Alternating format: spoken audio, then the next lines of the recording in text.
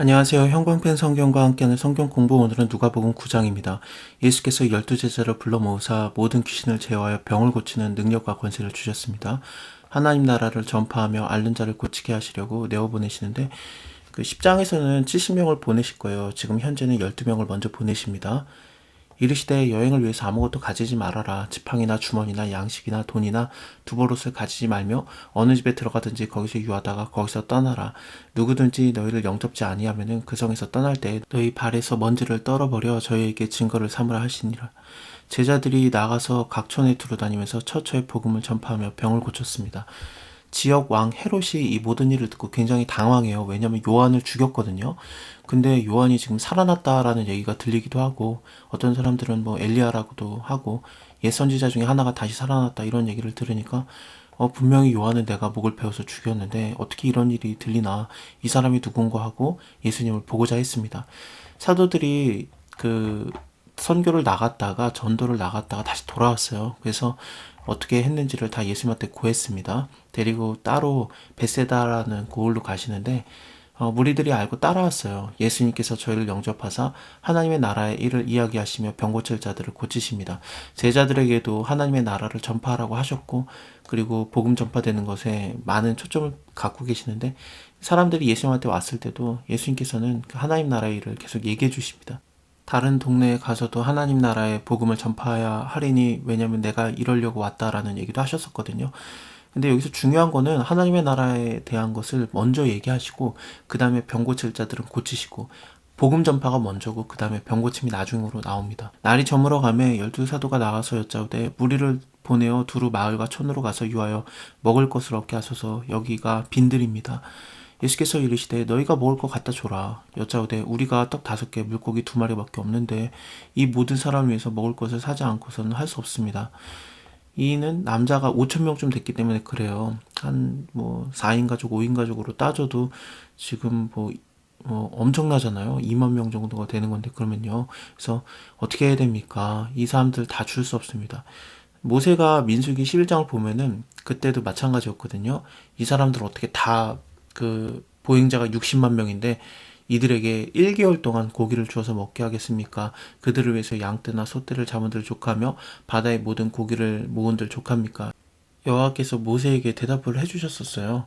여호와의 손이 짧아졌냐? 네가 이제 내 말이 너에게 응하는 여부를 보리라 했는데, 지금도 비슷합니다. 제자들이 예수님을 믿지 못하고 이거 갖다 되겠습니까? 가서 사와야 되는 거 아닙니까? 아니면 보내서 그들이 먹게 해야 되는 거 아닙니까? 예수님이 바로 하나님의 아들인데 아직까지 믿음이 적어요. 제자들에게 이르시되 때를 지어서 한 50명씩 앉혀라 하시니 제자들이 이렇게 해서 다 앉혔습니다. 예수께서 떡 5개랑 물고기 2마리를 가져서 하늘 우러러 축사를 하시고 떼어서 제자들에게 주어서 무리들에게 놓게 하시니 먹고 다 배불렀어요. 그 남은 조각이 12바구니에 거두게 됩니다. 이 바구니라는 게 유대인들이 이렇게 갖고 다니는 음식 주머니가 있어요. 그러니까 이방인 지역에 갈 때 그들이 먹는 것을 안 먹으려고 부정한 음식, 정한 음식들이 있잖아요. 레위기 율법에. 그래서 자기네들이 원하는 것만 먹으려고 갖고 다니는 일종의 도시락 같은 주머니가 있습니다. 그걸 얘기하는 거예요. 그래서 12바구니, 12주머니가 뭐겠습니까? 제자들, 12제자들에게 주는 그런, 그러니까 우리에게도 콩고물이 떨어져요. 하나님이라 하면은 이렇게 콩고물이 떨어지고, 나중에 칠병녀의 기적, 이방인들을 향한 기적을 하셨을 때는, 그때는 7광줄이라고 나오거든요. 그때는 이런 작은 도시락 개념이 아니라 진짜로 큰 광줄이에요. 그래서 바구니랑 광줄이가 그 단위가 다른 겁니다. 좀 개념이 다릅니다. 어쨌든 예수께서 따로 기도하실 때 제자들이 주님과 함께 있더니 물어가라되 무리가 나를 누구라고 하느냐. 예수님께서는 지금 자기의 정체성에 대해서 정확하게 알고 계시거든요. 지금 어릴 때 그 시절을 기록을 하면서 엄마랑 아빠가 모르고 그냥 갔었잖아요. 예루살렘에 왔다가 따라오겠지 하고 갔다가 알고 봤더니 없어가지고 찾아왔더니 예수님께서 성전에 계셨고 네 왜 여기 있었느냐, 우리가 너 찾았었다 그랬더니 내가 아버지의 집에 있어야 될 줄 알지 못하였나이까 그러거든요. 예수님은 자기가 하나님의 아들이라는 것을 정확하게 알고 계세요. 그래서 뭐 세례 받으실 때도 그랬고요. 뭐 하늘이 열리고 이는 내 사랑하는 아들이고 내 기뻐하는 자다 그랬고, 또 변화산 사건이 곧 나올 건데 거기서도 이는 내 아들이다 그의 말을 들어라 이런 얘기들이 나오는데, 너네는 날 누구라고 하느냐, 이 기도의 응답인 것처럼 지금 예수님이 물어보고 있는 겁니다. 그리고 이 기도의 응답이 도대체 뭐였을까? 기도는 뭐였을까? 예수님이 죽어야 된다라는 얘기, 십자가 지셔야 된다는 얘기, 고난받아야 된다는 얘기, 그리고 너희도 마찬가지로 나를 따라오려거든 자기를 부인하고 날마다 제 십자가를 지고 나를 쫓아야 된다라는 그런 얘기를 하십니다. 그러면은 이거는 분명히 십자가에 대한 기도를 하셨을 거고 십자가에 대한 응답을 받았을 겁니다. 그들이 대답합니다. 세례 요한이라고도 하고 더러는 엘리야라, 더러는 옛 선지자 중에 하나가 살았다 하더이다. 이거 위에 그 분봉왕 헤롯이 무슨 얘기를 들었었냐면은 예수님에 대해서 사람들이 뭐라고 얘기했었냐면 어떤 사람은 요한이 죽은 자 가운데서 살아났다고도 하고 혹은 엘리야가 나타났다고도 하며 혹은 옛 선지자가 다시 살아났다고 이런 얘기가 들려졌었는데 사람들이 그런 식으로 얘기를 하고 있었던 거예요. 그러니까 헤롯에게도 이 얘기가 전해졌었고요. 예수님께서 물어봅니다. 그럼 너네는 나를 누구라고 생각하냐? 베드로가 대답하여 가로되 하나님의 그리스도십니다 하니 경계하사 이 말을 아무에게도 이르지 말라고 명하십니다. 그 이방인들에게는 네가 마음껏 전해라. 너에게 하나님이 어떠한 큰 일을 베푸신 것을 마음껏 전하고 다녀라 그랬는데 유대인들에게는 말하지 못하게 계속 하거든요. 예수님이 메시아라는 게 알려지게 되고 하나님의 아들이라는 것을 알게 되면 사람들이 자꾸 죽이려고 해요. 대제사장들과 서기관들에게 버림받아서 죽임을 당하는 것이 이게 그 정해진 아버지의 뜻이기 때문에 아직까지는 죽으면 안 돼요. 이루실 일이 더 있습니다. 그래서 경계하는 겁니다. 말하지 말라고. 인자가 많은 고난을 받고 장로들과 대제사장들과 서기관들에게 버림받아서 죽임을 당하고 제3일에 살아나야 하리라. 또 무리에게 이르시되 아무든지 나를 따라오려거든 자기를 부인하고 날마다 제 십자가를 지고 나를 쫓을 것이다. 누구든지 제 목숨을 구원고자 하면 잃을 것이고 누구든지 나를 위해서 제 목숨을 잃으면 구원하리라. 예수님께서도 남을 위해서 목숨을 버리셨고 그것을 통해서 아버지께서 예수님을 죽은 자 가운데서 살리시지 않습니까? 예수님 결코 말로만 너네만 해라 그러는 게 아니라 자기 스스로가 행하셨었어요. 본을 보이셨고 그래서 우리가 따라갈 수 있게 했던 겁니다. 사람이 만일에 온천하를 얻고도 자기를 잃든지 빼앗기든지 하면 무엇이 유익이 있냐? 누구든지 나와 내 말을 부끄러워하면 인자도 자기 아버지와 거룩한 천사들의 영광으로 올 때 그 사람을 부끄러워할 것이다. 내가 참으로 너에게 이르노니 여기서는 사람 중에 죽기 전에 하나님 나라를 볼 자들도 있느니라. 이거는 세 가지, 네 가지 정도로 얘기를 할 수 있는데요. 첫 번째는 뭐냐면은 예수님도 그 두 번째 오시는 심판의 주로 오시는 때를 알지 못했기 때문에 나도 그때를 모르고 아버지만 아시느니라 예수님도 말씀하셨거든요. 그러니까 언제인지 모르니까 이렇게 말한 거다. 그거는 조금 무리인 것 같고요. 가장 좋은 방법은 뭐냐면은 예수님이 이 말하시는 하나님의 나라는 사실 예수님 자체가 하나님 나라예요. 뭐 사람들이 와가지고 하나님의 나라가 어디 있는지 가르쳐 주셔서 그랬더니 예수님께서 너희 안에 있느니라 그러거든요. 그래서 자기 자신이 내가 바로 하나님이고 내가 하나님의 아들이고 내가 있는 곳이 바로 하나님의 나라다. 그걸 가르쳐 주신 거예요. 너희 안에 있느니라가 너희의 마음속에 있다라는 뜻보다는 너희의 안에 있다. 그러니까 지금 예수님을 향해서 둘러싸고 있었을 거거든요. 그 사람들이 종교 지도자들이 그리고 하나님 나라가 어딨냐 그랬을 때 너희가 둘러싸고 있는 내가 바로 하나님 나라다. 그렇게 말하신 겁니다. 하나님 나라를 볼 자도 있느니라. 믿음을 갖게 되면 아 예수님이 바로 하나님이시고 하나님이 계시니까 여기가 바로 하나님 나라이구나 라고 깨닫게 된다는 거죠.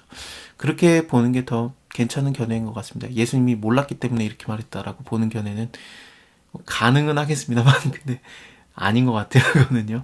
이 말씀을 하신 후에 8일쯤 되어서 예수께서 베드로와 요한과 야고보를 데리고 기도하러 산에 올라가십니다. 기도할 때 용모가 변하고 그 옷이 휘어져서 광채가 나는데 문득 두 사람이 예수와 함께 말하니 이는 모세랑 엘리야라. 영광 중에 나타나서 장차 예수께서 예루살렘에서 별세하실 것을 말하십니다. 지금 이 위에서도 예수님이 기도하실 때 그 제자들한테 물어봤던 내용들이 뭐냐. 일단 따로 기도하실 때 제자들이 왔었고 나를 누구라 하느냐 그랬다가 세례 요한 더러는 엘리야 더러는 옛 선지자 중에 하나가 살아나나이다 하고 그 다음에 죽음에 대한 얘기를 예수님이 얘기를 하시거든요. 제자들이 그렇게 말했을 때 이것을 이어가는 거죠. 그래서 변화산 사건도 마찬가지로 그 모세랑 엘리야가 나타나서 예수님이 예루살렘에서 죽으셔야 된다. 십자가 지셔야 된다. 그 얘기를 하고 있는 거예요. 세상을 떠나야 되는 거. 별세에 대한 얘기를 하시는 거고. 베드로와 함께 있는 자들이 고난에서 졸다가 아주 깨어서 예수의 영광과 함께 선 사람을 본 거예요. 두 사람이 떠날 때 베드로와 예수께 여짜오되 주여 우리가 여기 있는 것이 좋사오니 우리가 초막 셋을 짓는데 하나는 주를 위하여 하나는 모세를 위하여 하나는 엘리야를 위해서 하겠습니다. 자기가 무슨 말을 하는지도 알지 못하고 얘기한 거예요. 베드로가 어떻게 모세랑 엘리야를 알아봤겠습니까? 한 번도 본 적이 없을 텐데 일단 자기가 무슨 말 하는지도 모르고 말했던 거거든요. 그때 하나님께서 나타나셔가지고, 물론 구름 속에서 얘기하시기 때문에 하나님이 그 구름을 통해서만 얘기를 하시는 건지 아니면 그 자리에 나타나신 건지는 알 수 없습니다만, 나타났다고 보는 게 더 맞는 것 같아요. 왜냐하면은 출애굽기를 보면은 모세가 산에 오르매 구름이 산을 가리며 여호와의 영광이 시내 산 위에 머무르고 구름이 6일 동안에 산을 가리더니 제7일에 여호와께서 구름 가운데서 모세를 부르시니라. 이것과 똑같이 지금 예수님과 제자들도 산에 있고, 그 다음에 구름이 산을 가리고 있고, 그 가운데서 하나님의 음성이 들린다. 그거는 하나님이 여기 임했다라는 걸로 보는 게 더 나을 것 같습니다. 구름 속에서 소리가 나서 가로되 이는 내 아들 곧 택함을 받은 자니 너희는 저의 말을 들으라 하고 소리가 그침에 오직 예수만 보이더라. 제자들이 잠잠하고 그 본 것이 무엇이든지 그때는 아무에게도 이르지 아니하였더라고 돼 있는데, 일단은 그 하나님께서 아니다, 그들은 모세가 아니라 엘리야가 아니다, 어쨌든 내 아들의 말을 들어라, 그렇게 말하지 않으시고 모세랑 엘리야에 대한 언급을 이렇게 네가 잘못 알았다라고 얘기를 안 해요. 그럼 분명히 베드로가 모르고 말했는데, 자기가 무슨 말을 하는지도 알지 못하고 말했는데 지금 나타난 게 모세랑 엘리야가 맞아요. 한 번도 본 적이 없지만 어쨌든 알았던 겁니다. 알았다기보다는 알게 되었던 거죠. 하나님께서 가르쳐줬다라고 보는 게 더 맞는 것 같습니다. 일단은 모세랑 엘리야는 좀 독특해요. 왜냐하면은 하나님을 산에서 만난 자들이에요. 모세도 호렙산에서 하나님을 만났고, 그때 뭐 가시덤불에 불이 붙었었는데 재로 안 변하니까 어떻게 된 거지 하고 가까이 가다가 하나님께서 그를 부르시지 않습니까? 너가 선 곳은 거룩한 땅이니 신발을 벗어라, 네가 나의 백성들을 데리고 와라, 이런 식으로 얘기를 하시고, 또 엘리야도 마찬가지로 하나님을 산에서 만나요. 신의 산이었죠. 그것도 마찬가지로 호렙산 같은 산이었습니다.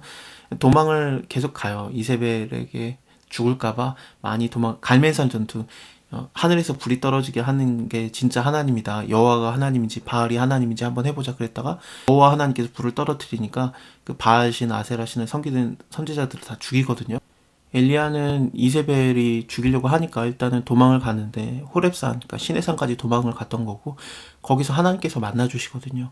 모세라든지 엘리야는 산에서 하나님을 만난 자인데, 지금 예수님이 여기 산에 함께하고 있다는 게 뭐겠습니까? 예수님이 하나님이다, 그걸 드러내고 있는 겁니다. 네, 베드로 입장에서는 이걸 모르니까 이게 뭐 하나는 모세를 위해서, 하나는 엘리야를 위해서, 하나는 주를 위해서 장막을 짓겠습니다, 그런 얘기를 하면은 사실 급을 같이 놓는 것도 말이 안 돼요. 왜냐하면 모세랑 엘리야를 급을 같이 놓는 것도, 모세는 진짜 선지자 중에 선지자고 엘리야는 그냥 많은 선지자들 중에 선한 선지자 중에 하나입니다. 그래서 모세랑 엘리야를 같은 급으로 놓고 장막을 치는 것도 말이 안 되는데, 예수 그리스도는 하나님의 아들인데 어떻게 그를 위해서도 똑같은 그 급의 장막을 칩니까? 그러니까 하나님께서 나타나서 이는 내 아들이다, 택함을 받은 자니까 너는 저의 말을 들으라 하시는 거죠. 저희 그 소리가 났을 때 예수만 보이고 제자들은 잠잠하고 아무에게도 이르지 아니합니다. 오늘은 여기까지 보고요. 다음에 37절부터 이어서 볼게요. 감사합니다.